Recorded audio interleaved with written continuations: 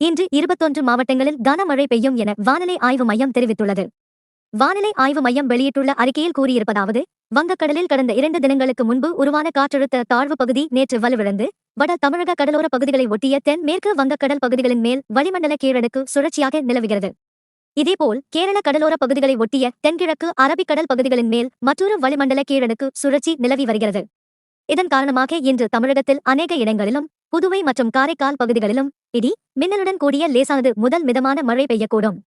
செங்கல்பட்டு, காஞ்சிபுரம், கள்ளக்குறிச்சி, திருவண்ணாமலை, விழுப்புரம், கடலூர், மயிலாடுதுறை, நாகப்பட்டினம், தஞ்சாவூர், திருவாரூர், அரியலூர், பெரம்பலூர், புதுக்கோட்டை, சிவகங்கை, மதுரை, விருதுநகர், தென்காசி, ராமநாதபுரம், தூத்துக்குடி, திருநெல்வேலி, கன்னியாகுமரி ஆகிய மாவட்டங்களின் ஓரிரு இடங்களில் கனமழை பெய்ய வாய்ப்பு உள்ளது. சென்னை மற்றும் புறநகர் பகுதிகளில் அடுத்த 24 மணி நேரத்துக்கு வானம் மேகமூட்டத்துடன் காணப்படும். நகரின் ஒரு சில பகுதிகளில் இடி, மின்னலுடன் கூடிய மிதமான மழை பெய்ய வாய்ப்பு உள்ளது.